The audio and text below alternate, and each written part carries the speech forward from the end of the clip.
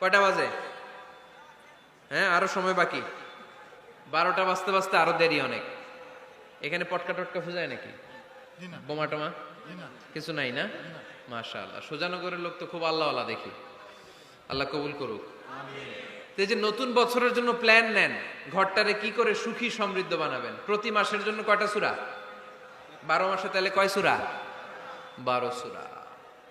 প্রতি সপ্তাহে আপডেট নেবেন, খোঁজ খবর নেবেন, কয় আয়াত হইল তোমার। স্ত্রীর খোঁজ খবর নেবেন, সন্তানের খোঁজ খবর নেবেন, কয় আয়াত হলো। মাস শেষে সবাই সবার কাছ থেকে শুনবেন, ঘরের বরকত বাড়ায় দিবে কে? এরকম ফ্যামিলি আমাদের সবার হোক, আমরা চাই না? হ্যাঁ, স্ত্রী তার স্বামীকে কোরআন তেলাওয়াত করে শোনায়, স্বামী তার স্ত্রীকে কোরআন তেলাওয়াত করে শোনায়, বাবা তার সন্তানকে কোরআন তেলাওয়াত করে শোনায়, সন্তান তার বাবাকে কোরআন তেলাওয়াত করে শোনায়। আপনার ছেলে মেয়েরা যখন কোরআন পড়ে আওয়াজ করে পড়তে বলেন, যাতে ভুল হলে শুধরে দিতে পারেন। এবং প্রতি মাসে যেই সূরাটা মুখস্থ করবেন, ওই সূরাটা তাদাব্বুরে কোরআন করতে হবে, অর্থ জানতে হবে। মাতৃভাষায় কোরআনের অর্থ জানার দরকার আছে না নাই? তাহলে ঘরে কোরআন তেলাওয়াত করবেন। আল্লাহ রাসূল সাল্লাল্লাহু আলাইহি ওয়াসাল্লাম আম্মা জান আয়েশা রাদিয়াল্লাহু তাআলা আনহার কোলের মধ্যে মাথা রেখে কোরআন তেলাওয়াত করতেন। সুবহানাল্লাহ নাই? বিয়ে করছেন কারা কারা দেখি হাত তোলেন। বিবাহিতদেরকে সুজানগরে কি বলেন আপনার আঞ্চলিক ভাষায়? বিবাহিত বিয়াতি, আর অবিবাহিত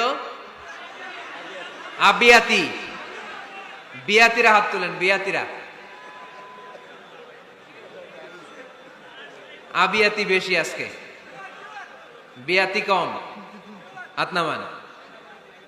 স্ত্রীর কোলে মাথা রেখে কোরআন তেলাওয়াত করবেন, পারবেন না? কষ্ট হবে? স্ত্রীর কোলে মাথা রেখে কোরআন তেলাওয়াত করবেন, এটা সুন্নাহ। আল্লাহ রাসূল সাল্লাল্লাহু আলাইহি সাল্লাম আম্মা জান আয়েশা রাদিয়াল্লাহু তাআলা আনহার কোলে মাথা রেখে কোরআন তেলাওয়াত করতেন।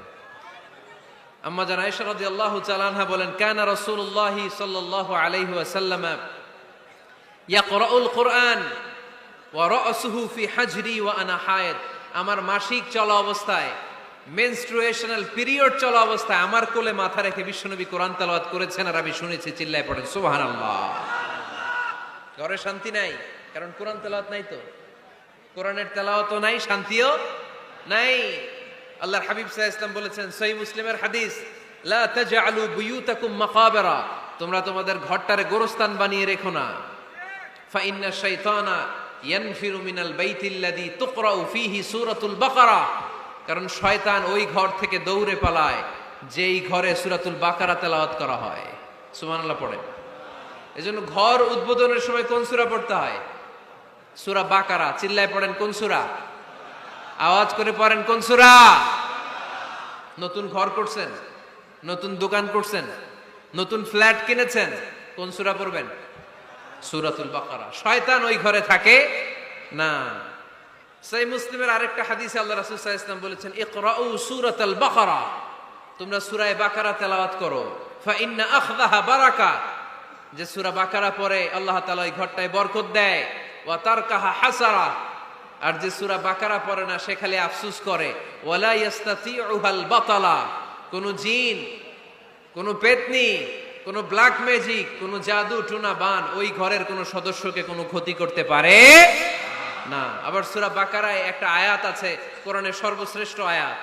বলেন তো আয়াতটার নাম কি? আওয়াজ করে বলেন কোন আয়াত? আল্লাহর হাবিব সাল্লাল্লাহু আলাইহি ওয়াসাল্লাম বললেন, মান কারা আয়াতাল কুরসি দুবুরা কুল্লি সালাতিন মাকতুবা, প্রত্যেক ফরজ সালাতের পরে যে ব্যক্তি আয়াতুল কুরসি পড়বে তার জান্নাতে যাওয়ার ব্যাপারে আর কোনো বাধা থাকবে না। একটা মাত্র বাধা ছাড়া, সেটা হচ্ছে মরণ। লোকটা মরে না তাই জান্নাতে যায় না, মরলেই জান্নাতি। আওয়াজ করে পড়েন আল্লাহু আকবার। তাহলে সংসারে শান্তি আনার 5 নাম্বার পদ্ধতি হচ্ছে ঘরে কোরআন তেলাওয়াত করতে হবে। আপনারা উঠতেছেন কেন? অনেক রাত হয়ে গেছে না? শেষ করে দেই। মুনাজাত তুলিয়া হাত তোলেন, আল্লাহুম্মা আমিন। হাত তোলেন, হাত তোলেন। অনেকে প্রসাব করবে তো ঠান্ডার দিন। কি দোয়া করবেন না? আরো কয়েক মিনিট শুনবেন? তো মাঝখান দিয়ে যে দু চারজন উঠা বসা করতেছেন কেন? পেশাব ধরছে এটা? আচ্ছা, ঠিক আছে, জি হয়। এরা হয়তো আসরের সময় আসছিল, মাগরিবের সময় আসরের সময় আসছে? ওরে আল্লাহ রে, মাগরিবের সময় আসছে। মাগরিবের সময় আসছেন কে কে দেখি? ওই বাবা, এখন বাজে 10টা 40, এতক্ষণ ধরে বসা? হাত নামান। আসরের সময় আসছেন কারা কারা দেখি? আসর থেকে বসা, হাত নামান। জোহরের সময় আসছেন কারা দেখি? জোহরের সময় চলে আসছো তোমরা। আল্লাহ তুমি কবুল করো, আজকের মাহফিলটারে নাজাতের ওসিলা বানাও। তাহলে ঘরে সুখ শান্তি আর সমৃদ্ধি আনার 5 নাম্বার ফর্মুলা হচ্ছে ঘরে কোরআনের তেলাওয়াত লাগবে। এখন কোরআনের তেলাওয়াত নাই, কোরআন আমরা শিখাতে চাই না, আছে না নাই? আমরা এখন ধর্মপ্রাণ হয়েছি কোরআন ছাড়া। কি ছাড়া? ধর্মপ্রাণ, ধর্মপ্রাণ, আমরা বড়ই ধর্মপ্রাণ।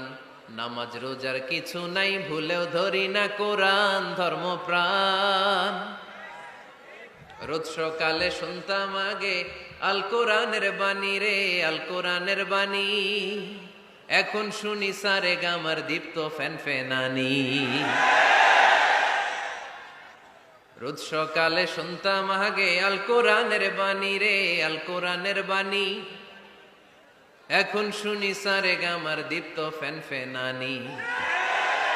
ধর্মপ্রাণ মুসলমান আজকাল হয়েছে মডার্ন। ধর্মপ্রাণ, ধর্মপ্রাণ, আমরা বড়ই ধর্মপ্রাণ। নামাজ রোজার কিছু নাই, ভুলেও ধরি না কোরআন। ধর্মপ্রাণ, ঠিক কি না? প্রতিদিন কোরআন শিখায় যে তার পকেট যায় ফাঁকা রে, তার পকেট যায় ফাঁকা। সপ্তাহে 2 দিন গান শিখায় যে নেয় তো 1000 টাকা।